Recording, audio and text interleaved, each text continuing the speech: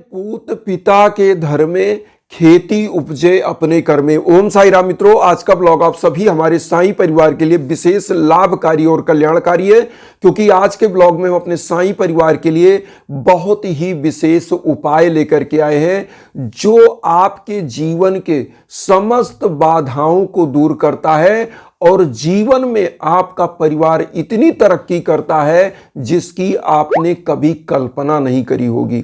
और यह उपाय हमारी घर की माताएं बहनें करें तो सबसे अच्छे उपायों में से एक है। और यह उपाय इसलिए हमारी माताओं बहनों से संबंधित है क्योंकि यह रसोई घर से संबंधित उपाय है और ऐसी मान्यता है कि जैसा खाए अन्न वैसा रहे मन।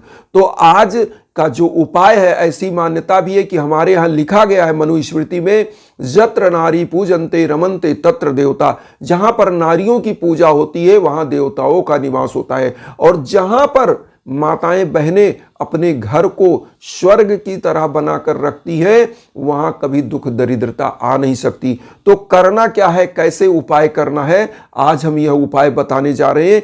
इस उपाय को साईं बाबा स्वयं अपने हाथों से किया करते थे। कैसे किया जाए, क्या है यह उपाय, आइए जानते हैं।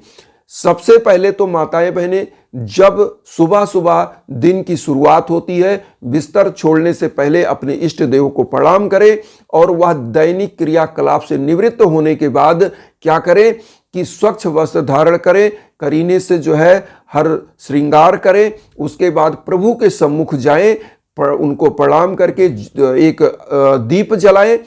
कोई भी दीप, घी का दीप, सरसों के तेल का दीप, तिल का तेल का दीप, कोई भी दीप जला दें, क्योंकि हमारे साईं के सम्मुख दीप प्रज्वलित करना माताओं बहनों के द्वारा, माँ बहन हमारे घर की लक्ष्मी होती है और जब लक्ष्मी दीप को प्रज्वलित करती है तो ऐसा मान्यता है कि घर में धन धान्य से परिपूर्णता आती है। तो एक दीप प्रज्वलित कर दें और धूप बत्ती जला दें, जो डेली की पूजा है वह कर लें। अब आप रसोई घर की तरफ प्रस्थान करती हैं माताएं बहनें, क्योंकि माताओं बहनों का सबसे बड़ा चीज होता है अपने घर का उदर पोषण। तो सबसे प्रथम चीज माताओं बहनों को यह ध्यान देना चाहिए कि पहला निवाला घर परिवार को कभी ना खिलाएं, क्योंकि पहली रोटी कभी इसलिए नहीं खिलानी चाहिए कि पहली रोटी गौ माता को होती है, दूसरी रोटी जो है गुरु के लिए होती है, तीसरी रोटी होती है कौवे के लिए, चौथी रोटी होती है कुत्ते के लिए। तो यहाँ पर आप समझ लें कि क्या करना है माताओं बहनों को। सबसे पहले आपको 4 रोटी बनाना है। 4 रोटी छोटी छोटी आप बना लें। और करना क्या है, प्रथम रोटी गौ माता के लिए निकालना है। गौ माता के लिए क्यों, पहले इसका कारण आप समझ लें। गौ माता के शरीर के अंदर 33 कोटि के देवता विराजमान होते हैं और गौ माता बृहस्पति ग्रह से संबंधित होती है। जिन लोगों की कुंडली में गुरु ग्रह कमजोर होता है उनकी शादी विवाह में दिक्कत आता है, उनको प्रशासनिक पद नहीं मिल पाता, उनको जल्दी रोजगार नहीं मिल पाता और उनको असफलताएं मिलती रहती हैं। इसलिए गुरु ग्रह को मजबूत करने के लिए कुंडली में अगर गुरु ग्रह नीच का है तो आपको रोटी खिलानी चाहिए, अगर आप कुंडली में बिलीव करते हो। अगर आप कुंडली में नहीं भी बिलीव करते हो तो ऐसी मान्यता है कि गौ माता को रोटी खिलाने से सुख समृद्धि धन धान्य से परिपूर्णता आती है, क्योंकि 33 कोटि के देवता उनके शरीर में विराजमान होते हैं। उनके अमृत जैसे दुग्ध से पान से ही हम लोग स्वस्थ और बलवान बनते हैं। तो माँ के शरीर में, गौ माँ के शरीर में हमारे 33 कोटि के देवता विराजमान होते हैं।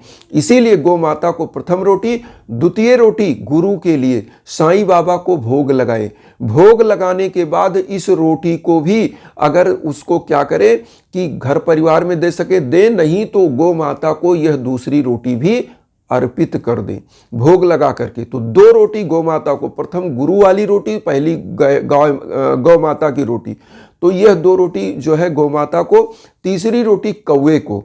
कौवे को क्यों अर्पित किया जाएगा यह जान ले। आध्यात्मिक जगत और भौतिक जगत के जो संदेश वाहक हैं, दूत का कार्य करते हैं, वह कौवा है। कौवा जो है शनि का जो है सवारी भी है। शनि देव जो है न्याय के ग्रह हैं और शनि देव के सवारी को जब आप भोग देते हो तो आपके घर में अगर भीषण पितृदोष है, पितृदोष का लक्षण आप जान लीजिए क्या होता है, बहुत भीषण होता है पितृदोष। पितृदोष में क्या होता है, आपके कार्य बनते बनते बिगड़ते हैं, आपके घर में असामयिक मृत्यु होती है, आपके घर में क्या होता है कि कोई भी घर में गृह कलह बना रहता है, परिवार हंसता खेलता टूट जाता है, तलाक तक की नौबत आ जाती है, जमीन जायदाद के लिए मुकदमेबाजी हो जाती है। ये है पितृदोष का लक्षण। और सबसे इजी है पितृदोष से मुक्ति पाना कि प्रतिदिन हमारे घर की माताएं बहनें कौवे के लिए एक छोटी सी रोटी निकालें। कौवा को रोटी खिलाने से शनि ग्रह भी, अगर कुंडली में आपका शनि जो है दूषित है या क्रुद्ध चल रहा है, शनि की 7.5 चल रही है, तो आप कौवे को रोटी देते हैं तो शनि देव भी प्रसन्न होते हैं और पितृ तो प्रसन्न ही प्रसन्न होते हैं, आपके घर पर कृपा बरसाते हैं। और साईं बाबा खुद जीव जंतुओं को ऐसे ही रोटी खिलाया करते थे और करते थे। इसी प्रकार से अगर आप कुत्ते को रोटी खिलाते हैं तो मान्यता है कि कुंडली में अगर केतु और राहु गड़बड़ है तो ये भी मान्यता होती है कि कुत्ते को रोटी खिलाने से राहु और केतु सही हो जाते हैं, उनकी प्लेसिंग सही हो जाती है और उनकी क्रूरता की दृष्टि नम्य हो जाती है और आपके घर परिवार में जो विघ्न बाधाएं हैं वह दूर होने लगती हैं। तो कुत्ते के लिए लास्ट रोटी होनी चाहिए और इस प्रकार से आपको कोशिश करना चाहिए और उसके बाद अपने परिवार के लिए भोजन निकालना चाहिए। तो सबसे प्रथम आहार आपको जैसा मैंने बताया कि गौ माता के लिए, दूसरा गुरु के लिए, तीसरा कौवे के लिए, चौथी रोटी जो है वह कुत्ते के लिए।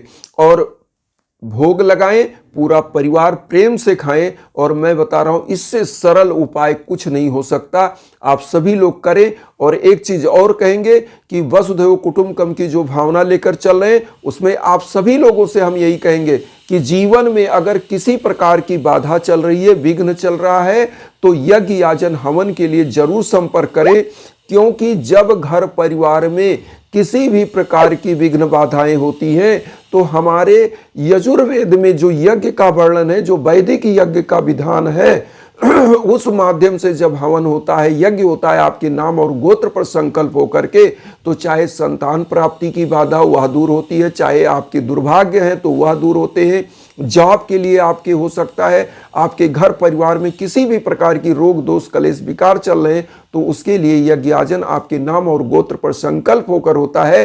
तो उससे क्या होता है, आपके घर परिवार की नकारात्मकता दूर होती है और घर परिवार का सोया हुआ भाग्य जाग जाता है।